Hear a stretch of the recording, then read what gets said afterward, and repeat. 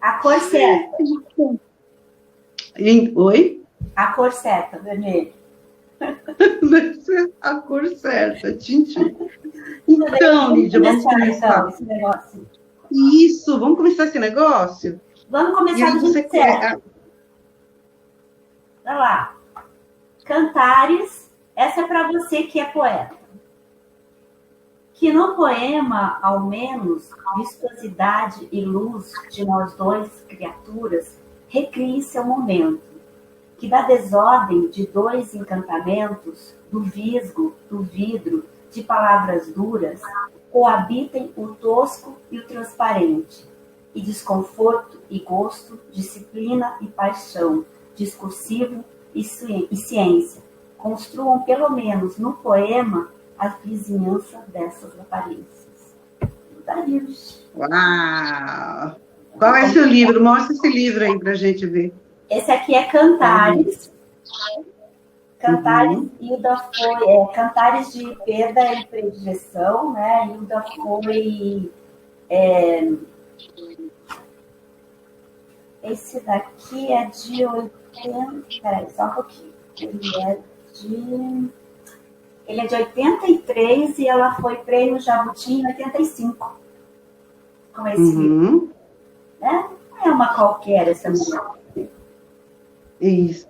Então vamos lá nesse oráculo para a Hilda Hilst. A primeira você já jogou uma forte ali. E a primeira pergunta está ali no banner, né? Quem é Hilda Hilst? Ou quem foi? Quem é? Mais uma provocação, porque escritores e poetas como ela não morrem, né? Aquela mocinha puta. Oi? Aquela mocinha puta. Excelente, excelente. Eu acho que essa é uma coisa legal. A senhora louca, né? A senhora louca. Isso. Quem souber alguma coisa sobre a Hilda, coloca ali, sobre a Hilda Hilst. Ela está dizendo que... vocês ouviram que é a mocinha puta. Por isso a gente está hoje assim... putíssima. Putíssima aqui de vermelho. Né? Deixa eu ver seu ar. O Daniel entrou, querido. Aí, Daniel, fora vermelho sempre, vermelho. Vermelho por tudo, né? Vermelho Hilda, né? O vermelho esquerda, né? Vermelho contestador. O Daniel coloca lá que é o terror dos homens de bem. Eu diria que a Hilda, ela é assim, ela é muito debochada, como você. É uma grande debochada, só que ela, assim, na época dela, né, era muito debochada, para a época de 1954, ela já dava entrevistas como essa que a gente está fazendo agora. Imagina, 1954. Né? Aí eu estava assim, queria começar, antes de você falar, quem é Hilda Hilst? E aí você falar mais coisas sobre ela, que você me falasse uma parte do teu livro que eu adorei, que tem esse deboche, digamos assim, em que você está lá assistindo primeiro, é engraçadíssimo teu pai, né? Esse personagem que diz que porra é essa que você está estudando. Filosofia não serve para nada. Fala para o pessoal, que porra é essa que você estuda? Né? Teu pai, portanto, tem a veia, né, do seu pai ali que você tem. E uma coisa que me chamou a atenção no teu primeiro conto ali, é que você está lá assistindo aquela aula super complicada daquele filósofo fazendo aquele discurso, e tudo que você presta atenção, né, é a mão no bolso. A mão no bolso. E você pirando com essa mão no bolso, né? E dá para ver que você assim, já é uma contraventora já ali, né? Você fala, não diga, né? Mas eu vou olhar você com a mão no bolso. O que significa essa coisa de ver um filósofo com a mão no bolso para você? Naquele caso ali, e no decorrer a gente vai descobrir que é a insegurança mesmo dele de enfrentar aquela turma de alunos, o novo, né? Enfrentar o novo. Cada turma nova que chega, embora ele saiba a filosofia e ele seja um especialista, é um novo que chega, né? E o novo sempre dá um pouco de insegurança. Para tudo que E a gente meio que foge, né? meio que foge, e a mão no bolso é assim, eu vou me segurar em algum lugar. A minha válvula de escape é colocar a mão no bolso e me sentir mais confiante, mais seguro, sendo que a confiança está ali no que ele sabe, no conhecimento. Mas enfrentar o outro, né, estar diante do outro, causa segurança, né? Então, eu acho que é isso ali que representa mesmo, é uma novidade. E a Hilda seria para você, então, na nossa pergunta, quem é Hilda Hilst, essa novidade da época? Eu acho assim, eu estou aqui com K2 e tem duas colocações bem importantes. Uma da própria Hilda, que eu acho que é fundamental, que ela sempre diz assim, ó, o melhor de mim é o que eu escrevo. E eu, particularmente, me acho um gênio. E é fantástico, porque é isso mesmo, ela é um gênio. E tem aqui, que é um crítico da época, essa publicação aqui é de 73, do K2, que é um texto dificílimo, e esse crítico, ele escreve assim, é Anatol Rosenfeld, não sei se vou pronunciar correto.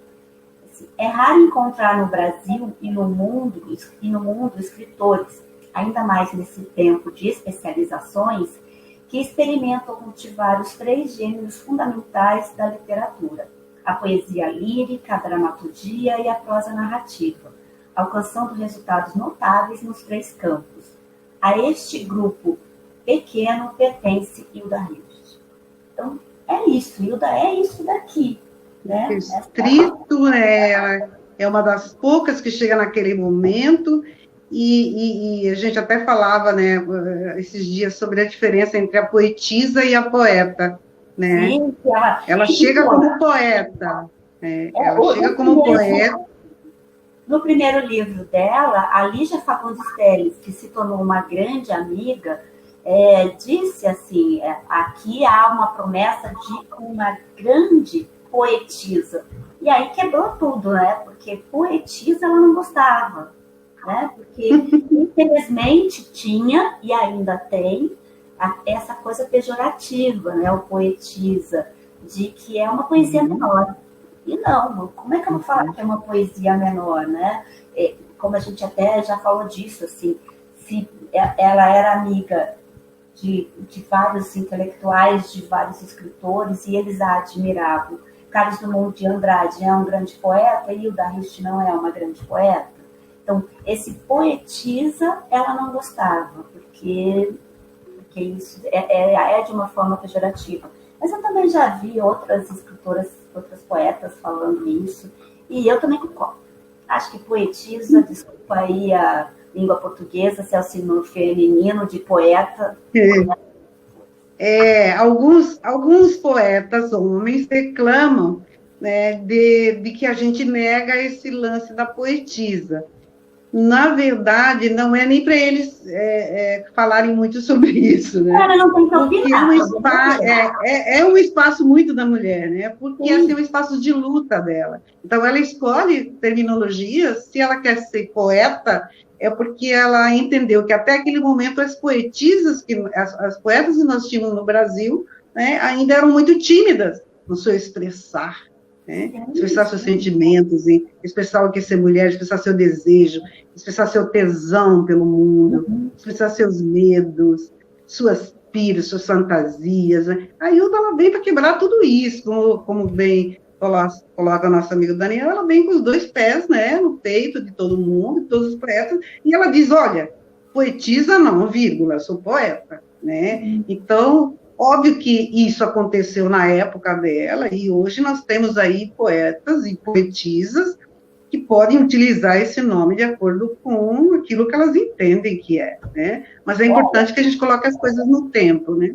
Eu só vi uma pessoa que eu conheço, por acaso, que ela disse assim, eu acho tão bonito poetisa, mas ela também... mas ela também é uma pessoa que acha lindo normalista. A mulher tá normal. Então, ainda... Eu não fiz, ainda bem que eu não fiz o normal, eu fiz o magistério. As normalistas, ai, as normalistas. Então, eu andei pesquisando sobre para também... O que é mais... Eu acho que ela é um gênio mesmo. Ela se... O que ela fala dela é o verdadeiro. E é uma pessoa complexa, né? E ao mesmo tempo que ela é de uma complexidade tamanha, cheia de questões existenciais mesmo, que envolve a família dela, né? O pai dela é esquizofrênico, ela cresce num lar super gostoso, cheio de amor, mas quando ela está lá com uns 14, 15 anos, o pai fica muito doente e ele é esquizofrênico, então ele começa a enlouquecer. Então, ela começa a desconhecê-lo, então ela tem toda uma problemática que envolve essa relação dela aí com o mundo a partir dessa idade, né? Mas ela é tão genial que nas entrevistas dela que eu li no livro, ela mesma diz, olha, eu sei que é isso, eu sei que é essa pira que tem a ver, né, com essa minha formação. Ela sabe de si mesma também, né? Ela se indaga. Né? E aí eu vi uma especialista em cultura, que ela lá, porque assim, lá no Google, por exemplo, se você jogar e pesquisar Hilda Hilst, diferente do que pesquisar no Fico Besta Quando Me Entendem, no livro, onde as entrevistas são a fala dela, você tem ali, ela diz assim, ela é considerada, inclusive, um Guimarães Rosa, né? Alguém que lembra o nível do Guimarães Rosa, né? Que é comparada ao Guimarães Rosa nas obras dela. Então, ela que ela, aos poucos, né, ela vem sendo descoberta, e ela, assim, qual que era a grande dificuldade da Hilda? É se fazer entender. Talvez por isso o livro Fico Besta Quando Me Entendem. Né? Então, ela começa como poeta, ela escreve presságios, né? E depois ela é puta da cara, e eu vou usar essa expressão aqui, né, de todas as formas, ela vai e começa a escrever contos e, enfim, eróticos, pornográficos, enfim, para poder ser lida, né? Ela brinca muito com essa história, mas no final ela acaba se deliciando com tudo aquilo, né? Então ela se delicia com o deboche, né? Com a coisa ela sempre está entre o deboche, né? Ela é assim, ela tem muitos eus. Ela se sente, na verdade, a maior parte do tempo, e pelo que eu vi, entendo assim, ainda como qualquer escritor, né? Ontem eu estava ouvindo o Daniel conversar com o Otto, e o Otto falou assim, escritor é carente. O escritor quer ser lido, quer ser comprado. Ele quer que o livro dele circule, não é pelo dinheiro, né? Ele quer, e ela queria muito isso, ela queria que o livro dele, porque ela não tinha distribuição. Então, depois de 40 anos, não ter distribuição, e eu preciso ser, aí vai e faz alguma coisa que vai provocar, porque as pessoas gostam de sacanagem. Só que, assim, eu não vejo nenhuma sacanagem, eu acho o Lorilan engraçado, só isso. Se você vê erotismo ali, desculpa aí, acho que o problema é seu, porque não tem, ela é uma coisa é uma provocação, e isso é genial. Vou provocar vocês no que vocês têm de pior, e eu vou conseguir, vão me olhar, vão me ver, né? E ela conseguiu, né? Claro, a distribuição que ela tanto sonhava, ela conseguiu a partir de 2001, quando foram essa edição aqui, né, da Editora Globo, toda a impressão dos livros da obra dela, né. Então, isso ela conseguiu, mas, na verdade, ela só queria isso mesmo. Eu separei aqui o primeiro, porque ela foi conhecida no mundo, segundo essa Rebecca Fuchs, né, que é uma doutora em cultura, ela foi conhecida pelos seus versos apaixonados, óbvio, né, a gente vai procurando quem lida com essa paixão. E quem melhor do que eu? Eu sou uma pessoa extremamente apaixonada, né, depois eu vou falar um pouco mais sobre isso, mas eu separei um poema que eu vi pela primeira vez, tá, e como foi que eu a conheci e me apaixonei por ela, né? Que chama Áreas Pequenas para Bandolim. Então, ela diz assim: antes que o mundo acabe, Túlio, deita-te e prova esse milagre do gosto que se fez na minha boca. Enquanto o mundo grita belicoso, e ao meu lado te fazes árabe, me faço israelita. E nos cobrimos de beijos e de flores. Antes que o mundo se acabe, antes que acabe em nós esse desejo. Um poema apaixonado, né? Esse pode ser o eu lírico da nossa Ailda, né? E assim, Oi, diga. Eu só falei maravilhoso. A Ailda tem uma particularidade dela também, em uma das entrevistas dela, onde ela fala sobre essas paixões, tá? Então, a Ailda, ela se apaixonava muito, enormemente, mas por pouco tempo, e por muitos.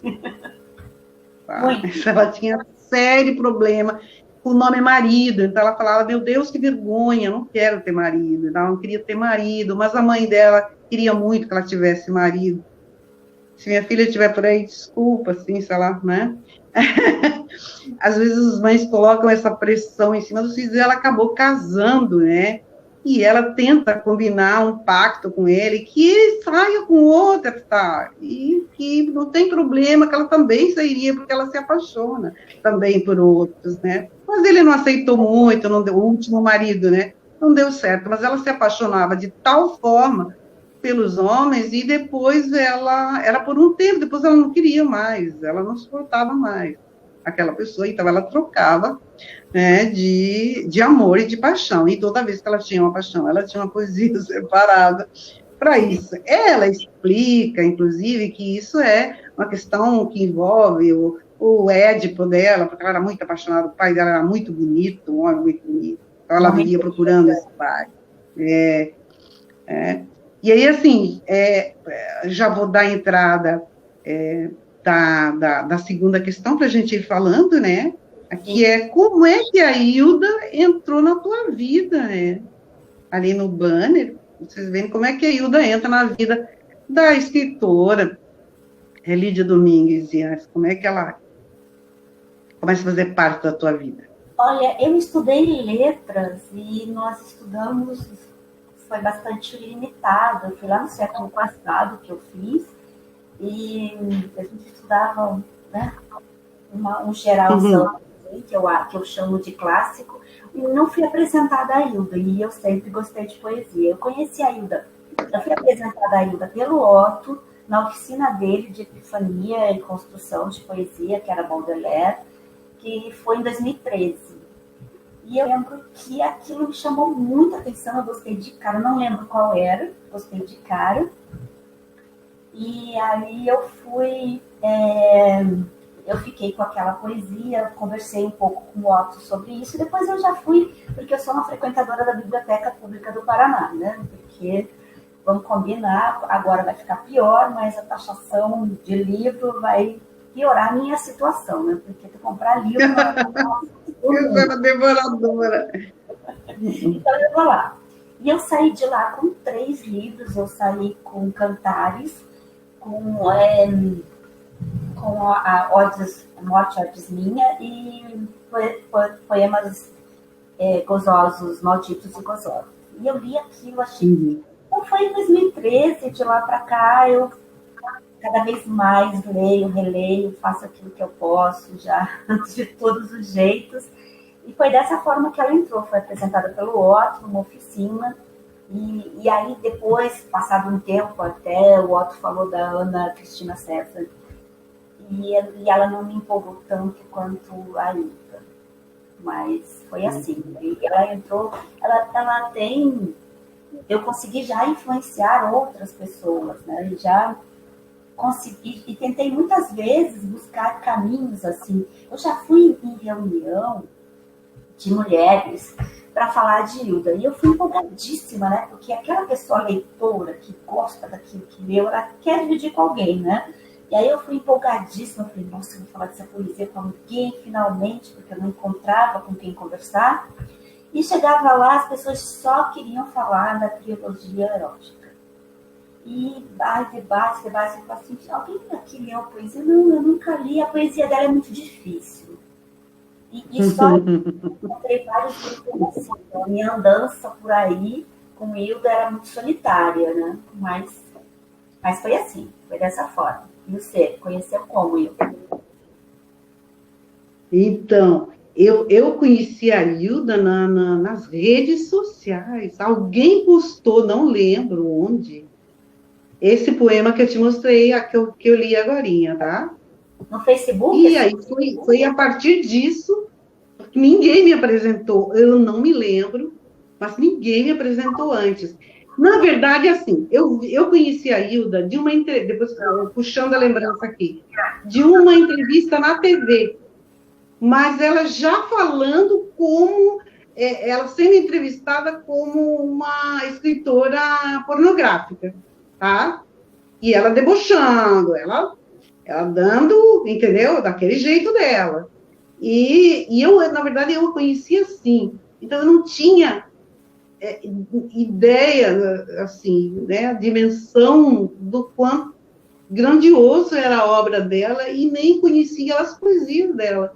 Os poemas dela eu conhecia nas redes sociais. Alguém postou, para você ver como a rede social ela é importante. Eu até falava com você, né? Quer ver, eu conheci pessoas fantásticas agora no meio da pandemia que estavam postando coisas há 2 anos no YouTube, né? Então, as redes sociais realmente são uma forma de popularizar, eu acho, que a poesia. Eu acho que é um momento muito interessante, assim, da nossa história. E nisso vem a Hilda como referência para a mulher, né? Vem a Hilda nesse momento que a gente precisa muito da força e da garra de alguém como ela, né? E, inclusive, eu percebi, quando eu comecei a ler a Hilda, eu percebi que poeta tinha que ter vocabulário, porque ela tem um vocabulário extenso e muito sofisticado. Aí dá a dificuldade dela ser compreendida, né? Sim, mas... E assim, eu até escrevi... Hã? Vamos pensar, uma poeta como uma mulher como ela, tá? Vamos falar se você pensar quem é a leitora Hilda Rios, uma mulher que lia filosofia alemã, Wittgenstein, tá? Que Fernando Pessoa, Joyce, eu não concordo muito com ela, porque eu tenho uma preguiça de Joyce, eu vou patinando com ele. Mas, assim, com essa leitura, na Casa do Sol, hoje ainda tem mais de 3.000 livros. Ela era uma leitora voraz. Então, claro que ela, além de toda a consciência, o fluxo de consciência, que é o que é visível, né? Um fluxo de consciência particular, muito particular mesmo, né? Nos livros dela, como a poesia não ia ser assim? Por exemplo, o ódio, amor, que ela coloca na poesia, ódio, amor, ou então no livro sobre a morte, né, como ela escreve uma cavalinha, e ela vai colocando formas de falar com ela. É maravilhoso, é claro que é incrível, é um vocabulário maravilhoso, ela é uma intelectual, uma mulher que lia muito, que tinha muita... É um gênio, como ela dizia, ela era um gênio, então um gênio só podia escrever bem. E tinha talento, e ela dizia, muito engraçado, né, aquele negócio da inspiração, eu achava no máximo. Vem a inspiração. E isso tem no vídeo que foi pela DOC, como é que é? Câmara DOC, que é o vídeo que fala que ela saía do banheiro pedindo uma caneta, pedindo alguma coisa, né? Que ela fazia assim, que a inspiração vem. Tem inspiração, ela acredita na inspiração e ela fala que o João Cabral de Melo Neto não era muito assim, porque ele é chato, ele dizia que não havia tanta inspiração. Mas lógico que tem inspiração e tem vocabulário e tem perfeição nas poesias. Sim, eu vi uma crítica dela que ela faz a espontaneidade, né, já que você está falando disso, né, nessas entrevistas da Hilda. Então, ela fala assim, tá, é espontâneo, mas o que é espontâneo, na verdade? Qualquer um pode ser espontâneo. Para você ser poeta, né, você vai ter que organizar, né, esse caos teu de uma forma de se expressar, mas de se expressar-se também de uma forma ininteligível. Não é para você entender, é para você sentir, como dizia Fernando Pessoa, né? Ela diz que a pessoa ignorante é aquela que não consegue lidar com esse incomunicável, com esse indizível, né? Ela vai nesse nível, né? É pobre de mim, como é o vocabulário. Eu escrevi um poema pensando na Hilda, que chama Vocabulário, no meu livro Fluidos Poéticos, quando eu falo que eu gosto de palavras assim, assim, assim, assadinho, pequenininha, grande, curta, longa, enfim. É um poema que depois, quando você tiver chegado e acabar a pandemia, eu consegui te mandar meu livro. Eu também. Você vai poder ler. Também. Eu vi o lançamento do seu livro e você falando disso. Eu lembro. Eu lembro do poema, mas eu lembro do que você falou. Do vocabulário, né? Olha, é preciso muito vocabulário. E assim, não é uma coisa que acaba. Eu tenho vocabulário hoje. Por exemplo, eu vejo muitas amigas minhas reclamarem, assim, se desencantam muito nos seus relacionamentos, e rapazes também, tá? Quando a outra pessoa diz oi, aí você diz oi, tudo bem? Tudo bem. Aí ela dá carinho. Aí ela diz carinho, né? A pessoa não tem vocabulário, como é que você vai lidar com uma criatura assim, né? Se você é uma pessoa como Hilda Rios, com um vocabulário gigantesco daquele, é muito complicado lidar com uma pessoa que não tem vocabulário. Então, vocabulário, eu preciso buscar sempre, eu preciso estudar sempre. Para ser poeta ou escritor, né? Aí você precisa de um vocabulário muito maior, né? Sim, então, essa é uma das coisas incríveis nela. Ali, agora, nós vamos passar para a terceira indagação, que quais as motivações da escritora e poeta Hilda Hilst? Ela não queria ser bailarina. Será que é motivo? Ela não queria ser bailarina. Deu eco, não te ouvi.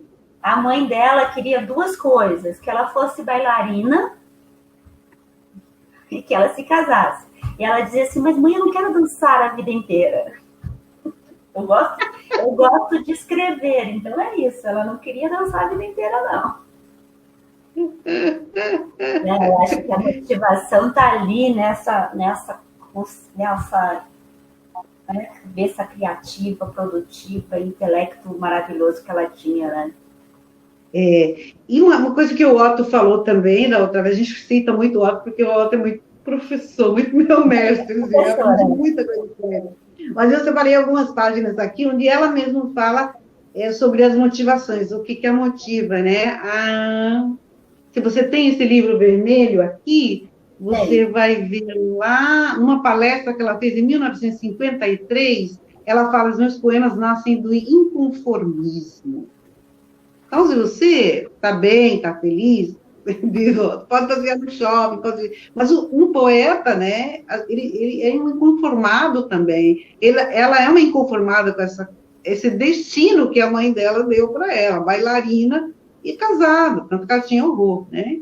Então, eu até separei, está ali na página 21, um trecho onde ela fala assim, eu tinha que trazer isso para vocês aqui. Ela diz, meus poemas nascem porque precisam nascer. Nascem do inconformismo, do desejo de ultrapassar o nada. Ela frisa bem, ela ressalta bem o nada. As emoções sentimentais raramente... Olha a contradição. As emoções sentimentais raramente inspiram a minha poesia, que quase sempre surge de um problema maior, o problema da morte, né? E ela tem muito medo de morrer e ela não se conforma com a morte.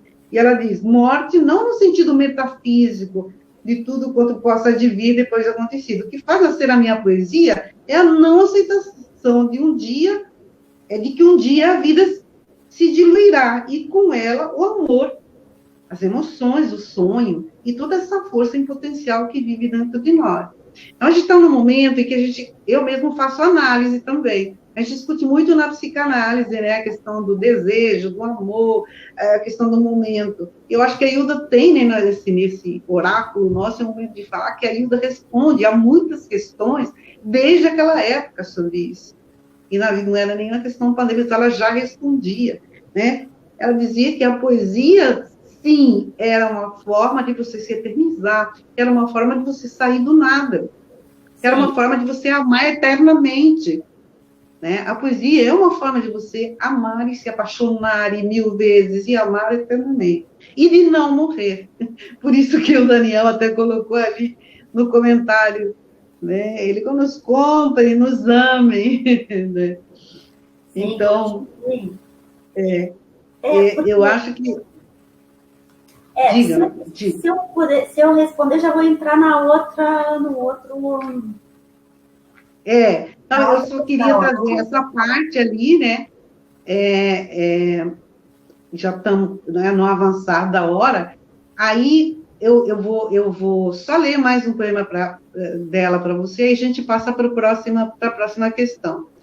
É um poema, assim, desse inconformismo dela, com esse modelo social, né? Para as nossas amigas que amam e desamam, e encantam e se desencantam, e os nossos amigos também. Chama Aquela, aflição de ser eu e não ser outra.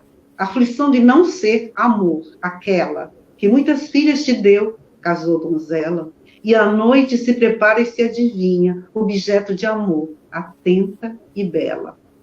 Aflição de não ser a grande ilha que te retém e não te desespera, à noite como fera se avizinha. Aflição de ser água em meio à terra, e ter a face conturbada e imóvel, e a um só tempo múltipla e imóvel. Não saber se ausenta ou se te espera. Aflição de te amar se te comove, e sendo água, amor, querer ser terra. Isso mostra bastante do inconformismo dela. Né? Aí vamos então ali para a nossa... a Dalmira está dizendo que está adorando, né? Oi, Dal, obrigada que você está ali. A Dalmira também adora a poesia. Ela é lá do MS, minha amiga, desde criança. Opa, Salve, então dá um oi. Salve, da editora, nossa, Cotter. Que honra, Sálvio! Eu tinha que trazer a Lídia para você vir me ver. Então, aqui eu vou passar para a nossa próxima indagação, este oráculo. Sálvio, faça sua pergunta, Hilda, né? Que é qual o significado da morte na poesia de Hilda Hilst. Eu comecei falando, mas você sabe muito mais do que isso, né? Que eu vi uma entrevista sua muito gostosa com Homero, Daniel, sobre a morte. Foi com a Jussara Salazar. Com a Jussara? Nossa, Jussara era maravilhoso. Maravilhoso. Mas com o Homero e o Daniel nós fizemos leituras, né? E eu li esse. Da Hilda, isso. Da Hilda. Então eu vou ler Da Morte, Odes Mínimas, eu escolhi, tem várias aqui, mas eu escolhi uma agora. Juntas, tu e eu, duas adagas cortando o mesmo céu, dois cascos sofrendo as águas e as mesmas perguntas. Juntas, duas naves, números, dois rumos à procura de um Deus e as mesmas perguntas no sempre, no pasmoso instante. Duas gargantas, dois gritos, o mesmo urro de vida, morte, dois cortes, duas façanhas e uma só pessoa. Esse livro é fascinante, eu gosto muito dele, Da Morte, Odes Mínimas, né? Esse livro aqui, ele é de 80, né? E tanto esse livro quanto Cantares, ele é dedicado a Ernesto Becker, que ele tem um livro que se chama... Peraí, que eu já te digo o nome desse livro. Ele que fala sobre a morte e que é muito importante a colocação que ele faz, e faz todo sentido com o livro da Hilda Cantares. desculpa aí, mas eu não lembro o nome do livro dele. O nome do livro dele, A Negação da Morte. E nessa negação da morte, ele fala uma coisa bastante interessante que eu acho que é o que encontro aqui. Ele diz assim que a morte, ela pode se dissolver. É mais ou menos isso, tá, gente? O homem é um antropólogo, é prêmio Pulitzer, eu não tenho nada com isso, eu só estou vendo aqui que eu entendi da relação desse livro e por que ela oferece os 2 livros a ele. Ela é uma leitora, né, dele, então por que ela oferece? Ele diz assim... Como é o nome dele? Pode repetir o nome Ernest Becker. Uhum. O livro, ele fala assim, o medo da morte e a angústia que a morte inspira é aquilo que movimenta o ser humano. E aí ele vai dizer um pouco lá atrás que assim, que mais ou menos que a morte, nessa morte que ele fala, que assim, ela pode se dissolver no corpo, mas ela não se dissolve, ela transcende no intelecto. Então, que ele acha que a justificativa de que os artistas busquem a arte de qualquer forma, né, é de se manter vivo. Então, que essa morte pode se... E ela se perpetua de alguma forma, né? O corpo pode acabar, porque o corpo é finito, mas por isso que a obra de arte, a arte é tão importante, em cada momento mais e mais a gente dá conta disso, né?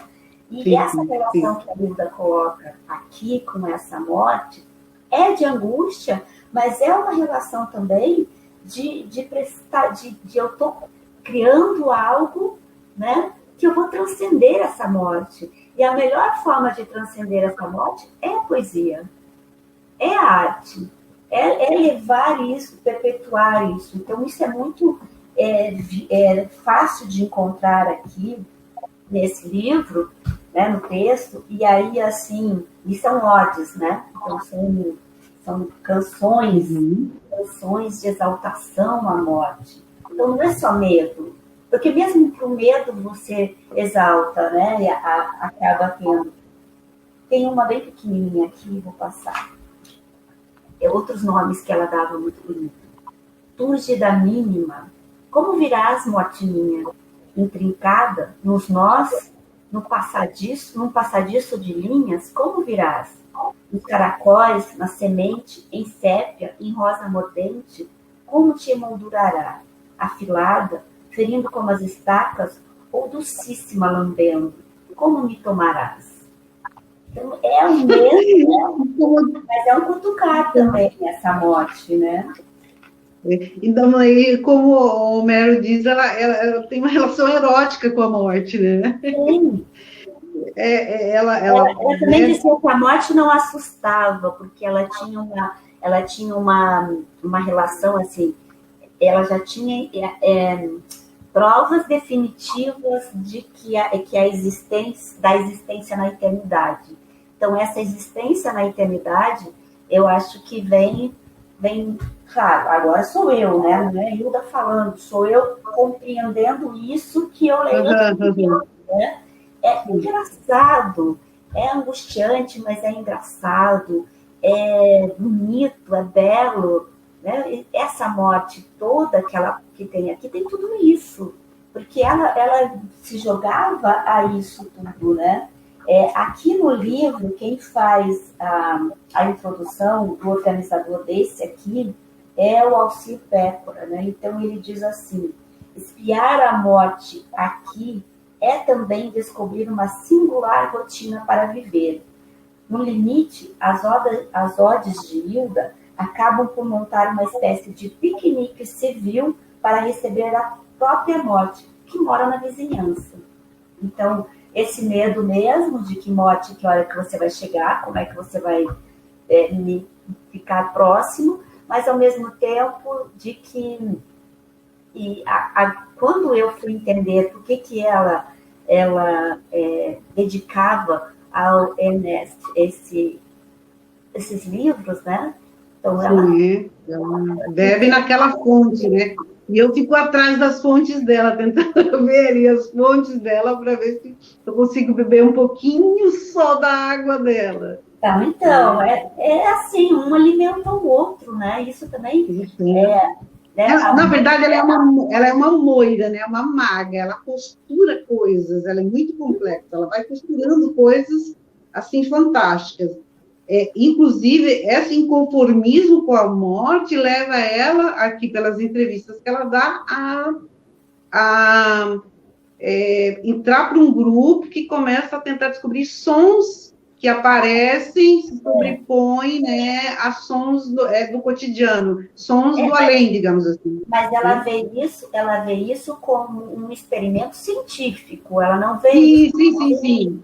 Assim que como ela fala que essa existência na eternidade da morte, ela não fala de uma existência de um rito religioso, ela não fala disso. Não. E nem a questão ela não faz negação da morte física, não é isso, né? Ela diz, há algo além, né? Mas tem uma coisa que me deixa curiosa. Você, poeta, pode me responder. Daniel tá aí também é poeta. Salve, se tiver aí também é poeta. Assim, eu acho que a poesia, o poeta é um ser, né, um pouco acima. Assim, temos como resolver isso. Mas assim, quando você tem uma poesia e você está criando e você está construindo essa poesia ali com todas as suas emoções, ou muitas vezes aquele que nem está aí faz de qualquer jeito, mas enfim, dá para fazer essa relação de que eu vou para jogar para o mundo essa minha poesia, para que o leitor faça ver. Ele também está se matando, porque de qualquer forma esse poema vai virar outra coisa, porque nem às vezes, a gente até discutiu hoje numa conversa isso sobre qualquer texto, qualquer escritor, né? Às vezes o escritor escreve o clássico, o escritor escreve a pessoa acha que A mais um e vai ser A mais um, o leitor é quem manda. Mas na poesia pode ser muito isso, né? Ou uma pessoa intensa como a Hilda, se de repente constrói, joga um texto, ela está morrendo um pouco, ao mesmo tempo que está fazendo com que aquilo viva eternamente. Então, morre, mas para ressurgir, para viver eternamente. Então, acho que isso é uma relação bonita. Sim. É por isso que ela fala, eu sou inconformada com aquilo que está ali para mim. Eu quero aquilo que eu não entendo e quero continuar não entendendo o que eu não entendo. É algo mais ou menos. Aí a leitora Beatriz, né? É mais ou menos assim. É incomunicável, é isso que me importa, né? E aí, talvez, nessa busca, ela se junta a esse grupo de cientistas que vão ouvir essas vozes, né? Que estão lá. Então, está nessa obra aqui, para quem tiver interesse, saber mais sobre essas entrevistas e como ela se sente, está nessa obra de Fico Besta Quando Me Entendem. Achei a minha cara esse negócio, porque eu sempre me senti incompreendida, não pelo meu vocabulário, mas, assim, pelo meu jeito, né? Muitas vezes é muito complicado. Tem um poema dela, que eu separei sobre a morte, tá?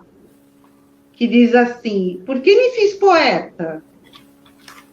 Porque tu, morte, minha irmã, no instante, no centro de tudo que vejo, no mais que perfeito, no veio, no gozo, colada entre eu e o outro, no fosso. Eu sempre arrepio quando eu leio os poemas da Hilda, tá? Esse é o momento que eu arrepio. No fosso, no nó de um íntimo laço, no hausto, no fogo da minha hora fria. Me fiz poeta porque a minha volta na humana ideia de um Deus que não conheço, a ti, morte, minha irmã, te vejo. Não é? Tem odes mínima, odes mínima. Esse poema foi publicado em 1980, onde esse trecho foi retirado. Tá? Do livro A Morte, a Ode Mínima. E aí vamos então, já que falo da poeta, né, vamos então na quinta filme. Deixa eu falar mais um? Sim. Te espero. Te sei em vida, provei teu gosto, perda, partidas, memória, pó. Com a boca viva provei teu gosto, teu sumo grosso. Em vida, morte, te sei. Aí. É muito erótica a relação dela com a morte. E ela diz assim, ela morre e diz assim na entrevista que ela se pela de medo da morte. Quem não tem, né? Quem não tem medo da morte? Lindíssima. Né? Então, vamos à nossa última indagação, né?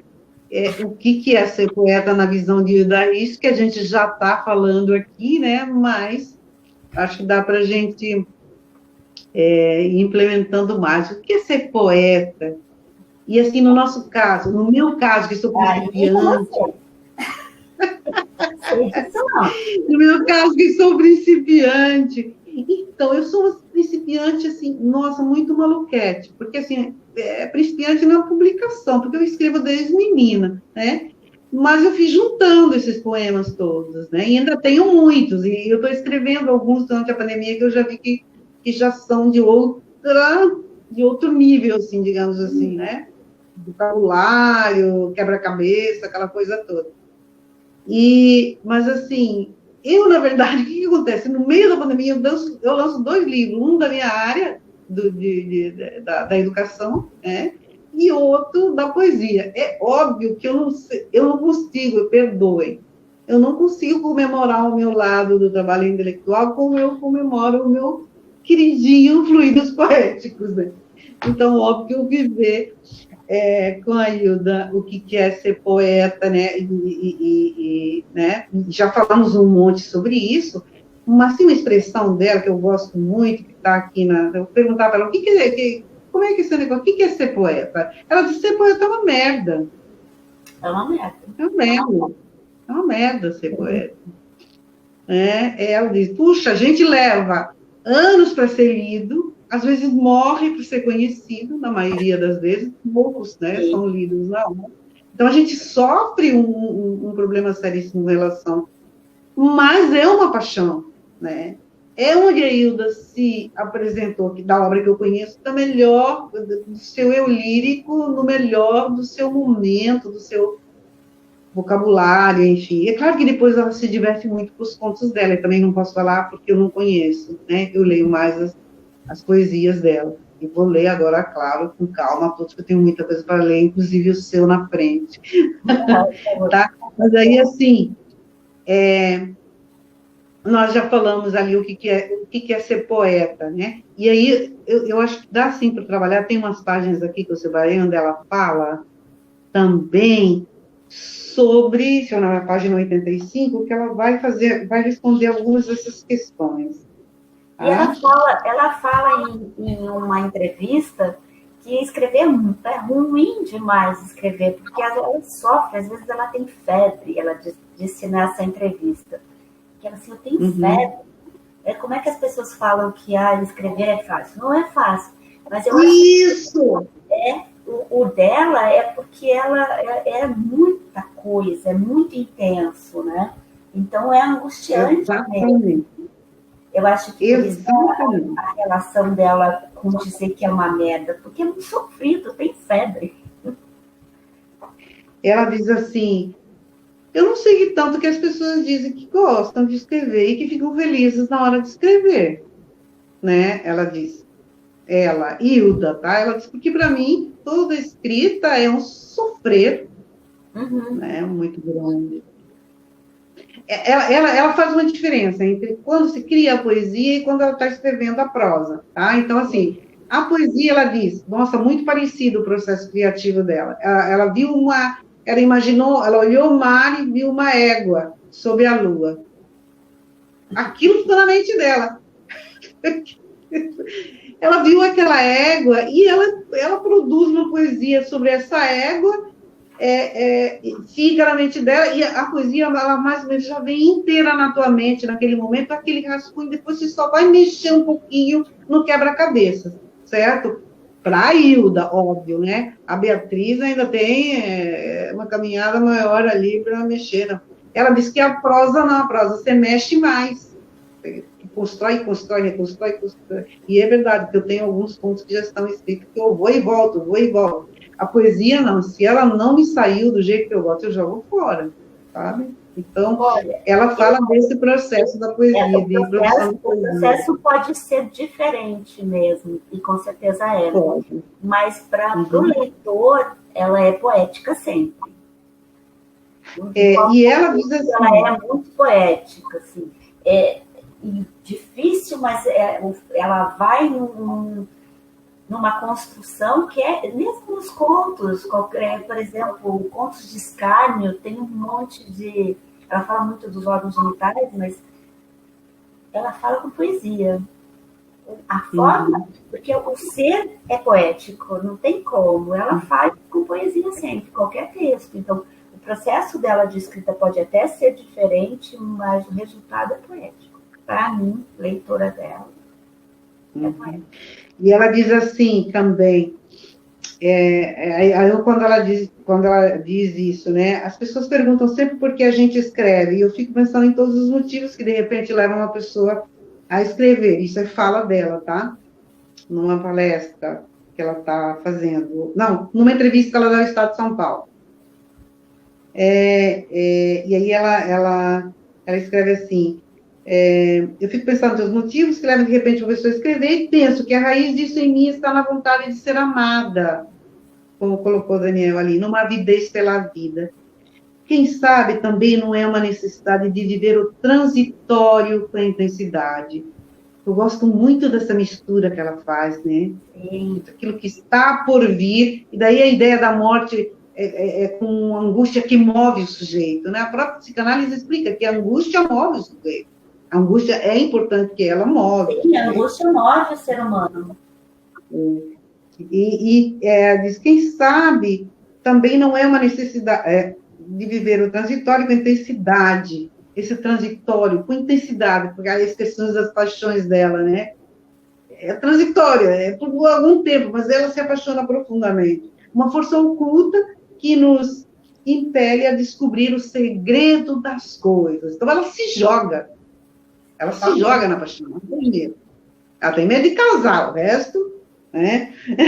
De casar e de morrer. Ela se joga em todas as paixões, né? Sendo paixão, ela se joga. Paixão pelo conhecimento que ela tinha, uma coisa fantástica, né? Então, absorver toda aquela informação, pela ciência, né? Quando ela vai para ouvir aquilo, ela ficava o dia inteiro escutando aquelas fitas e gravando vozes.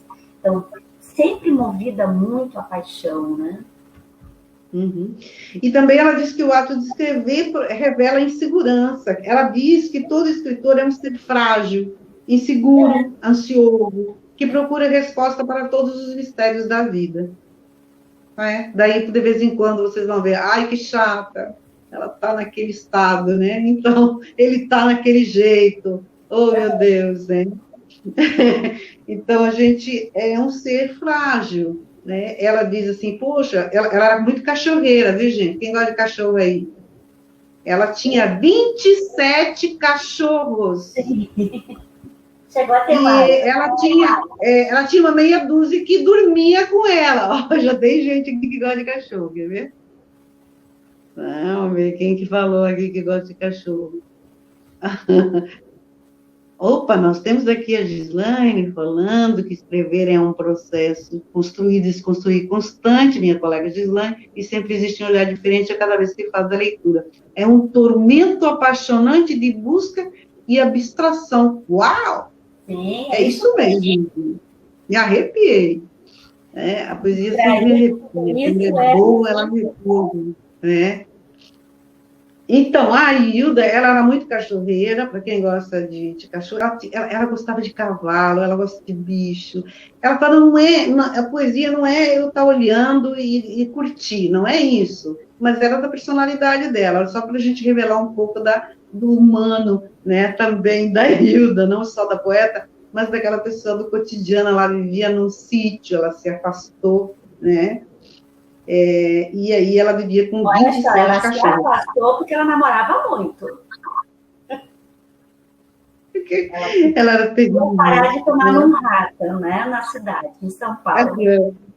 Eu tinha separado o poema, você que que o Drummond fez para ela, diz assim, abro a folha, abro a folha da manhã, por dentre espécies granfinas, emerge de musselinas, Hilda Estrela Aldebaran. Tanto vestido assinado cobre e recobre de vez sua preclara nudez. Me sinto muito perturbado. Hilda girando em boates, Hilda fazendo chacrinha, Hilda dos outros, não minha. Coração que tanto bates. Mas chega o Natal e chama a ordem Hilda. Não vês que nesse teus giroflês esqueces quem tanto te ama? Então, Hilda, que essa bilda, usa sua arma secreta. Um beijo em Morse ao poeta. Mas não me tapeias, Hilda. Esclareçamos o assunto. Nada de beijo postal no Distrito Federal. O beijo é na boca. É junto. O Drummond cobrando dela aqui. Olha só, então, ela tem uma... São dois gigantes. São dois gigantes. Embalada de Alzira, ela tem uma para ele. Eu acho que eu prefiro dela, mas tudo bem, vamos lá. Vamos lá. Carlos Drummond de Andrade. A rosa do amor perdia nas águas. Manchei meus dedos de luta naquela haste de espinho, e, no entanto, a perdi. Os tristes me perguntaram se ela foi vida para mim. Os doidos nada disseram, pois sabiam que até hoje os homens dela jamais se apossaram. Ficou um resto de queixa na minha boca oprimida. Ficou o gemido de morte na mão que a deixou cair. A rosa do amor perdia nas águas, depois me perdi no coração de amigos. Ó, né? Gostei, Hilda Sabilda. Hilda Sabilda. Hilda tapeando o Drummond. E para, assim, a gente já está mais ou menos 1 hora na nossa live, né? Eu ainda, para ver se mexo mais um pouquinho com você, tem uma lá na página 155, se você estiver ali, quiser acompanhar, onde o repórter, o jornalista, pergunta para terminar rápido e rasteiro essa entrevista, qual o mistério dos mistérios para você? Né? E aí ela responde, eu penso que seja a paixão, a nostalgia da paixão, que é terrível, aquela saudade, né, da paixão, mas que, por outro lado, faz você revivecer. Eu acho que essa palavra, não sei se existe na língua aguda, senão ela já incluiu. Ela diz, faz você revivecer. Para mim, me apaixonar com pudor era uma coisa maravilhosa. Mas até mesmo nas minhas fantasias eróticas, e eu estava sempre só quando as tinha, eu ansiava por uma imagem, e vocês sabem que ansiar por uma imagem é infernal. Cadê essa imagem? Você não sabe qual imagem vai olhar sua decomposição na velhice, né? Eu desejo que quem me olhe seja meu cúmplice, e cúmplice de minha sina. Né? Ao mesmo tempo que ela não fala do amor, ela é toda amor, né? Ao mesmo tempo que ela faz que não, daqui a pouco ela está enfiada até o pescoço. Ela diz que o amor transborda, ela diz que o amor é a cura, ela traz o amor, mas é o amor e traz sempre essa relação, né, erótica, até mesmo com a morte, com as coisas, com os sonhos. Enfim. O tempo todo ela tem isso, né? E as coisas estão, né? Ela tem, mas eu acho que ela tem essa relação de amor erótico, de amor afetivo e do amor mesmo por tudo, né? Pela vida, pelos cachorros, pelos amigos, pelo pai, pela mãe, por todo mundo, né? Ela era transbordante de amor mesmo. Mas não, e que ela perguntava, né? Diz que ela perguntava, você gosta de cachorro? A pessoa dizia, não gosto de cachorro, eu já tinha ódio. Ela Na hora era ódio. Então, ela também não tem esse problema de sentir ódio. Não, eu sinto. Não. Você não gosta de cachorro? Nossa, odeio, porque eu tenho 27. Ela tinha 27. Por isso ela usa Isso. tanto o ódio-amor, né? Porque essas duas coisas, elas são muito Exato. questões, né? O ódio-amor. E o ódio, se ele não é uma pulsão destrutiva, o ódio, ele, inclusive, ele me inspira muito a escrever o ódio. Mas ele não pode ser ressentimento, não pode ser destrutivo. Mas quando esse ódio é uma pulsão onde é construtiva, geralmente é quando a gente ironiza, vou dar um exemplo, faz um sarcasmo, né? É quando você é muito debochado, nos deboches, né? Dá para ver, você entendeu? Essa expressão, essa forma de expressar. É construtiva, né? Não é destrutiva, não é um ressentimento, não é algo que você leva a vida inteira odiando aquela pessoa e, ai, meu Deus, né? Mas, assim, antes de eu de terminar em alta com o último poema dela que eu separei aqui sobre desejo, eu queria as suas últimas palavras do nosso pessoal. A última palavra, eu vou falar a última palavra da Hilda, né? Palavras da Hilda, tá? Palavras da Hilda, vou repetir aqui. Para quem estiver e quem escutar, o meu melhor está no que eu escrevo. Eu, pessoalmente, me acho um gênio. E outra coisa, você que essa ela disse para os editores e que eu acho maravilhoso para ver o que realmente é um gênio, né? Você não pode pensar em português. Se você não pode filosofar em português, não pode pensar em português, e essa é a banana que ela deu, assim, está aqui. Pode se pensar, pode filosofar. Eu queria só fazer agradecer, mas agradecer de um jeito como a Hilda merece, né? Só para reforçar aquele momento que eu disse que eu acho que tudo é poético e tudo. Esse livro K2, ele fala muito do existir diante de mim mesmo, sabe? De eu existir daquele próprio. É muita coragem, sim, afirmar a sua própria genialidade, Daniel, e para uma mulher mais ainda. Ele inicia assim, é só o iniciozinho, assim, ó. Pacto que há de vir, sombra pastosa, uma coisa se impondo corrosiva, eis aqui o vestíbulo desse todo-poderoso. Devo ter sido guiado, a coisa de peso gigantesco sobre os omoplatas. Vai, a lâmina no mais fundo desse todo-poderoso, atravessa as 3 salas, evita aspirar o conturbado dele. Tudo isso, ordens de um miolo exuberante, lucidez acentuada. Pensei quando ouvi tanta palavra dentro da minha pequena pétala de carne, essa convulsiva, essa que se diz atenta, toda torcida. E assim vai o texto, ele não para nem um pouquinho. Isso é K2. Há muito de Hilda para se falar. Bastante. É impossível falar. Eu acho que assim, é uma coisa inacabável. Então, é mais para despertar essa sede dos leitores aqui, dos amantes da poesia e também da prosa, né? Que ela escreve e faz muito sucesso com os seus contos eróticos, tá? Vou ler todos. Não, estão na minha lista. Deixa os eróticos por último, tá? Vai para outra coisa. Deixa os eróticos por último. É porque ela diz, nossa, eu produzi tanta coisa genial, né? Como ela diz, tanta coisa boa. E você viu a briga dela com a Bruna Lombardi. Bruna Lombardi foi linda, maravilhosa. Esse eu tenho que contar para o pessoal aqui.